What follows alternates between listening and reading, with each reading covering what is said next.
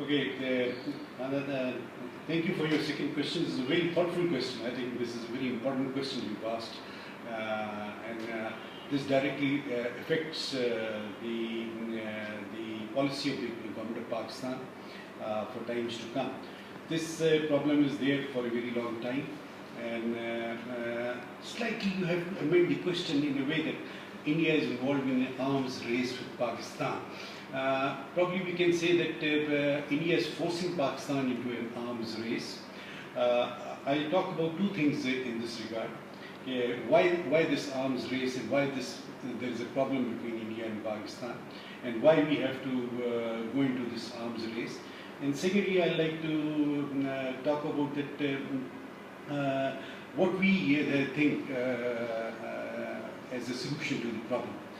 Now, as far as the arms race is concerned, Pakistan is a defensive country. We have no intentions of invading or starting a war with any of our neighbors. We go on a defensive mode. And being a military man, I can tell you that our strategy is defensive in nature, that is to defend the motherland, defend the territory of Pakistan at all cost. Now, for this cost, even if we have to pay our lives, we will pay our lives, and this cost we will bear it. Whether we have to eat grass, whether we have to eat anything, but we will defend our inch of our motherland in all costs. This arms race has gone in a slightly bad mode. I may say that when the two nuclear countries start having a arms race between them, and there is a chances of a flashpoint or a chances of a war between two nuclear armed neighbors, I think this is a very we must think twice before we indulge in any sort of a conflict or war with India, or India starts any conflict with Pakistan, because this will be not only a deadly conflict, but it will be a zero-sum game. The answer will be zero in both the ways, because when two nuclear neighbors start war, there is no end to it. We will retain our capability, defensive capability, to all cost. Whether it is, you see, India is having about 4 times bigger army than Pakistan. It is having 6 times bigger air force. It is having 12 times bigger navy than Pakistan. So we are keeping a capability just to defend our borders. We have no intentions of harming anyone, starting a war with anyone, invading anyone, or invading anyone, any country, any of our neighbors. We just want to protect our homeland, and that is what is known as national security policy.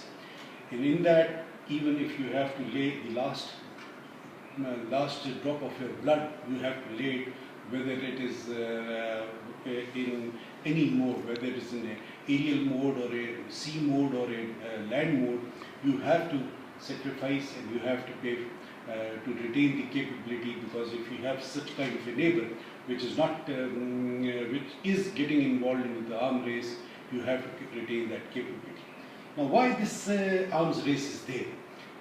There is a integral only flashpoint which is known as Kashmir, which will, if not resolved, will one day come into a flashpoint and will start a war between India and Pakistan. Because Indian atrocities in Kashmir, Indian brutalities in Kashmir, the way the security forces are handling the situation in Kashmir, the way people are being treated in the human rights violation, and the way it is going on in Kashmir on a daily basis, when the people are laying down their lives for the freedom struggle. They want to have a right of self-determination. They want to have a right of, according to UN resolutions. And there's a very lately report written by Prince, His Royal Highness Prince Raad bin Hussein, and that is available everywhere for an eye-opener for everyone to read it, that this is a flashpoint between India and Pakistan. Unless we resolve this problem, this race is going to continue. And if this problem is not resolved, unfortunately, by any mistake or by any error or by any maybe by design, the war may start. And if the two nuclear armed neighbors start a war, then you can always think what will be the end. So we never want to have the arms race going on in the region. We like to have a peaceful solution.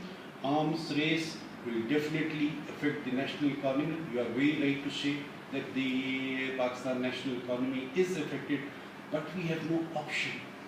If Pakistan is there, I am there. If I am there, my flag is there. And my flag is very precious to us. If you ask me about my flag, I'll lay down my life for my flag. If I have to eat grass, I'll eat grass because of my flag is very precious to me. And for all the reasons, I have to defend my flag, I have to defend my motherland, I have to defend my territory. At any cost I have to pay, I'll pay that cost. But I'll assure you that our designs, our government policy is a very peaceful policy for all neighbors.